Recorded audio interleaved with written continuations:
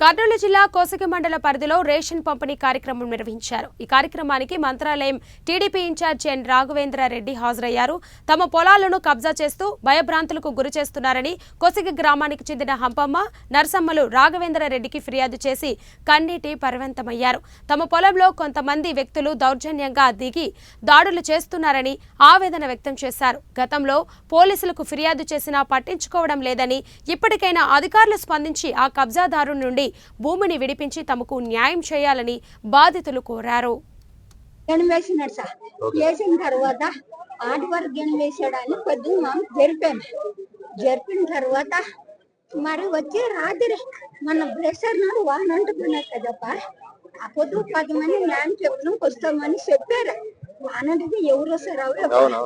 మాసారు ఫుల్లో తాగి టాటర్ వేసుకొని వచ్చి 3 సైకిల్ మోటార్లు టాటర్లు అన్న వచ్చి ఏం వద్దు కంప్లైంట్ ఇచ్చారు, కేసు పెట్టారు.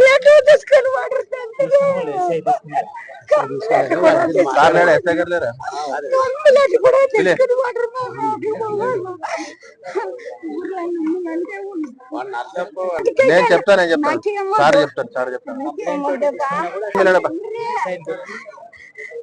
సార్ గొడవ జరిగిందట. ఎవరో కొంచెం ఒకసారి పిలిపించి ఆవుకు న్యాయం చేయండి అమ్మా.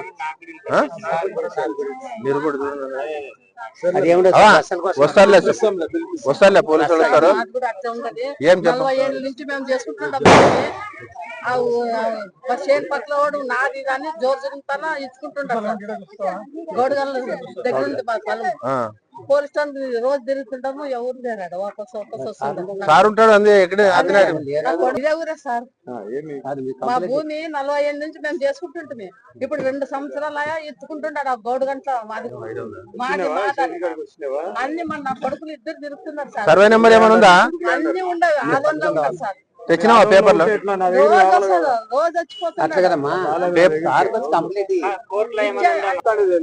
తీసుకురా, ఏం కాదులే, తీసుకురా పేపర్లు తీసుకుంటా. నీ కొడుకు నా దగ్గర పంపి.